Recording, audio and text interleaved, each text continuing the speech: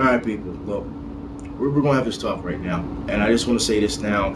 I could easily come out here and speak on Eagles Cowboys. I could easily come out and talk about Dominic Brown, being a Cowboys fan and making fun of Eagles fans and the reaction to it. I could easily talk about Jim Leland retiring. I can easily talk about Peyton Manning and the Colts beating them. I can easily talk about Shane Victorino leaving Philadelphia, going to the Boston Red Sox, hitting that Grand Slam, advancing to the World Series. I can talk about a number of things today, but that's not important to me.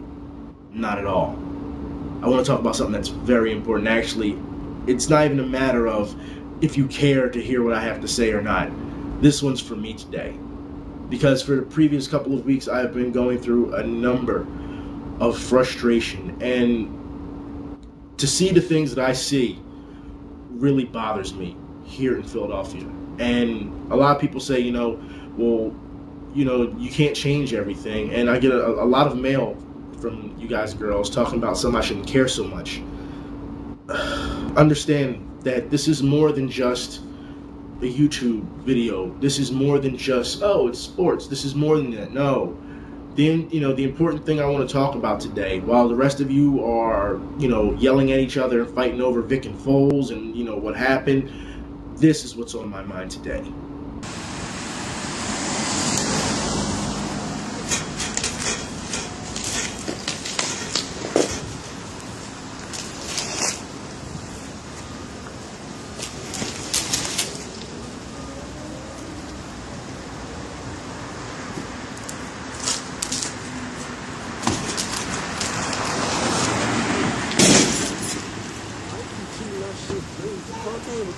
Hey, yo. Yo, cocaine, yo.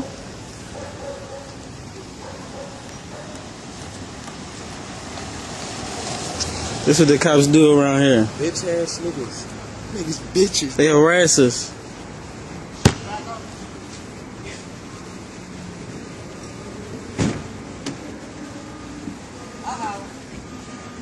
That ass nigga. If he try to act like he hit me, I'm a fall. I beat that case like a couple of weeks ago. With them both of them? Yeah. No, the one driving. What's that? The one driving what? What's up? You have a good day, sir. Both of you. Jesus I'm Muslim. Salih. Y'all have to understand, when I see things like that, that brings back a lot of bad memories with police brutality, a lot of problems that still linger today that I see as stunting growth of individuals.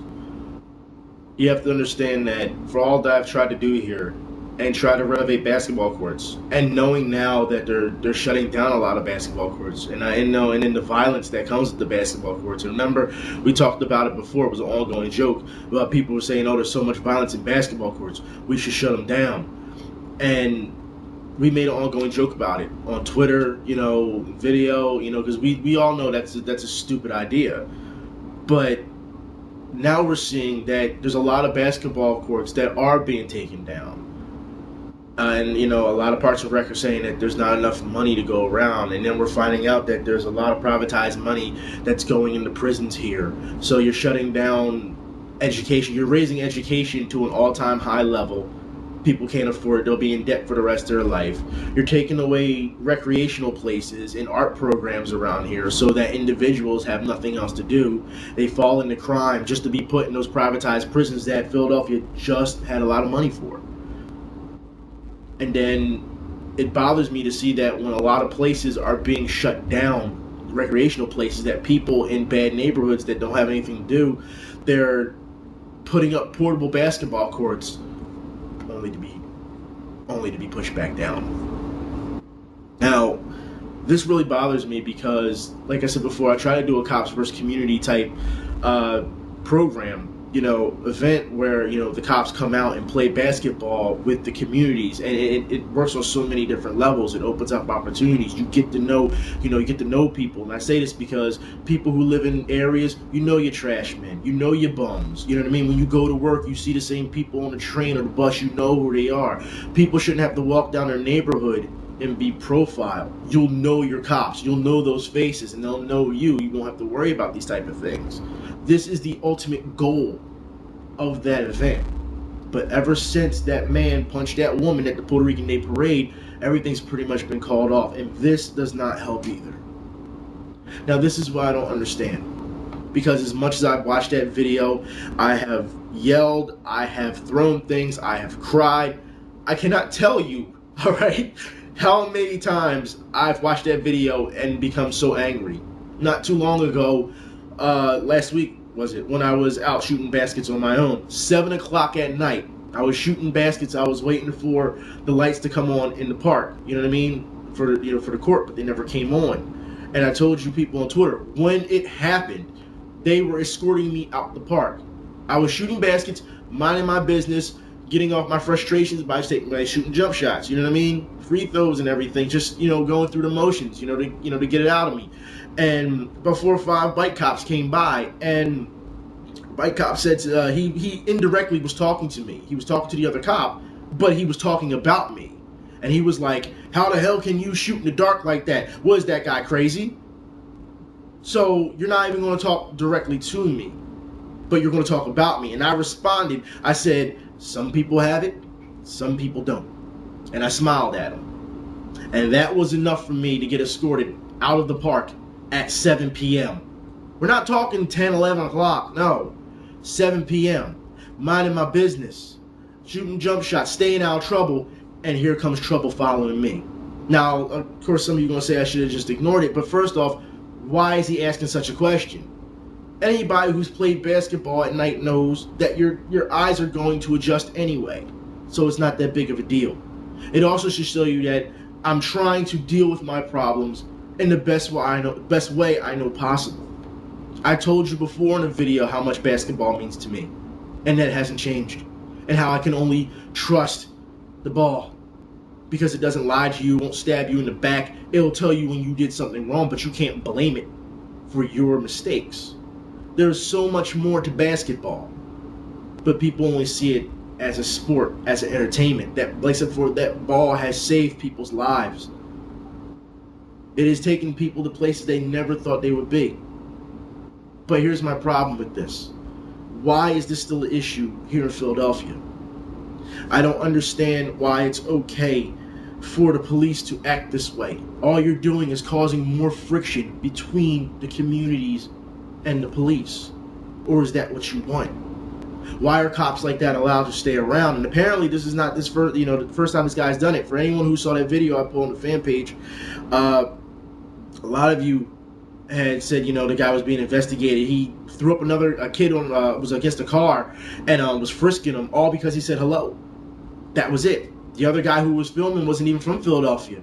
Asked him, he was shocked that they didn't have any warrants or anything like that. He was from Camden, and he told him, stay in Camden, don't come to Philadelphia. You're telling people not to visit Philadelphia, or this is how they'll be treated. Not too long ago, a Temple student was taking pictures for his classes, and he was taking pictures of police on patrol.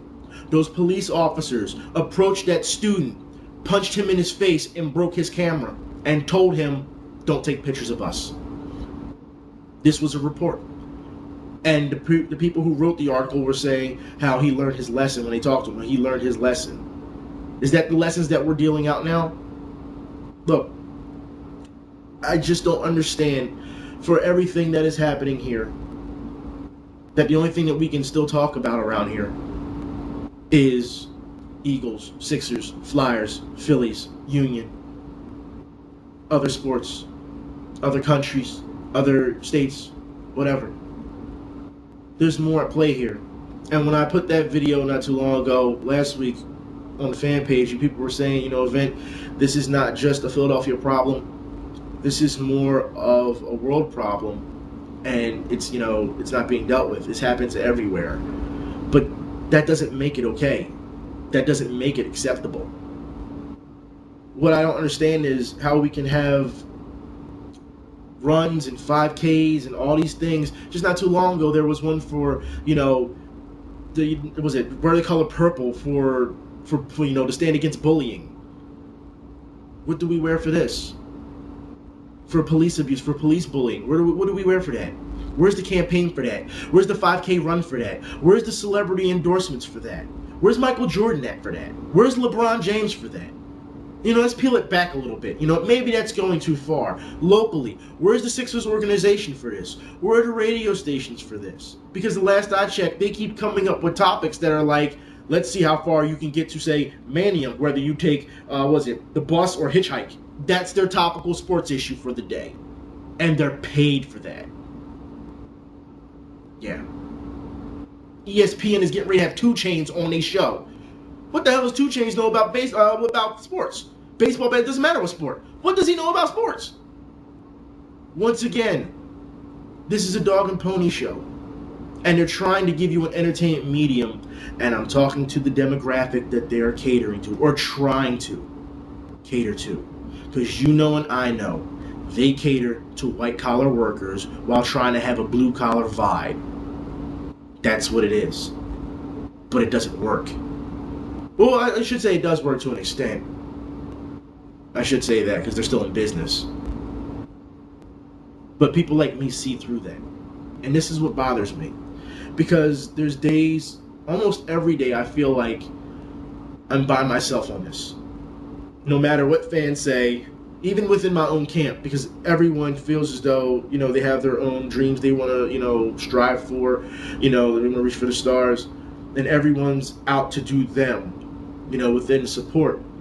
But this is what bothers me, because I don't have a problem with my friends or my loved ones going to a higher stature, but the foundation that we've come from is becoming corrupt.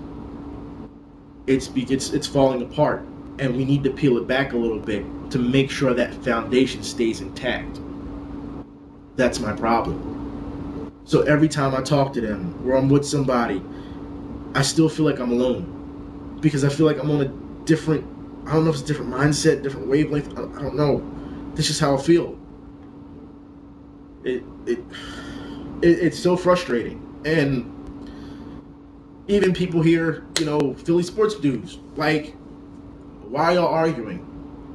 There's so many more important issues, but y'all sucked into this media trap. I understand that, you know, that's what you want to talk about. If that's what you want to talk about, it's all good. But when you have 50 dudes talking about the same thing in the sports community, there's got to be some type of, you know, it's got to be broken up a little bit. There has to be a cycle that's broken up. Because 9 times out of 10, it's a carbon copy of what everyone else is saying. And granted, I'm guilty of this too at times, you know? But that's why we all have our different personalities and different takes at times. But when something is clearly a problem and it is screaming in your face that this needs to be addressed, why aren't you addressing it? Now, I'm not bagging on you guys. I'm not. But understand, like I said before, and I've said this time and time again, you can use your airtime and your, you know, to influence others, to inspire others. Last week, a woman contacted me. An organization contacted me. Remember I did the video about kids being killed over Jordan sneakers? Organization called Choose Life Over Fashion contacted me. One of the kids that I apparently talked about in the video, was the parent of that child. He was stalked for his sneakers, shot and killed by 3 teenagers. She contacted me and wanted to thank me for bringing that issue up. Now, you're talking to a person, as you're seeing right now, it was what, like a 20-minute video? If that? If it took me sitting on my couch to do a 20-minute video and inspired an organization to contact me because they want to send me a shirt and all these type of things, if they want to contact me, what's the problem that local radio can't do this?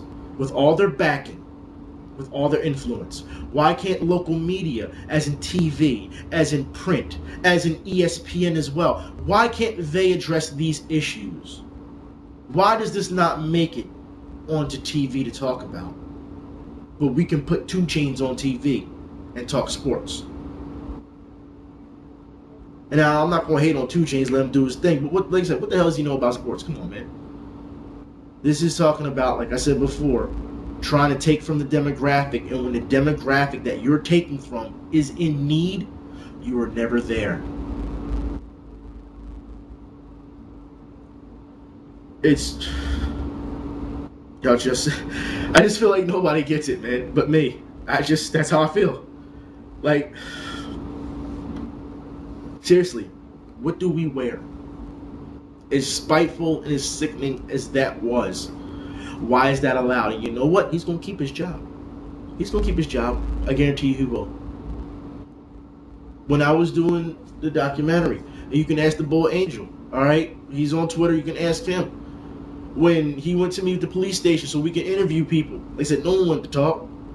If I want to talk to the commissioner, I had to go talk to his PR. That's right. I had to go talk to the police PR, and they wanted to know all the questions I was going to ask him before they said yes to the interview. Needless to say, that interview, they never got back to me. It's like no one gives a damn. You know, one day I want to have kids, and I don't want my kids to be exposed to all of this. I just don't. I applaud the parents who do, you know, but I don't know, man. It's just,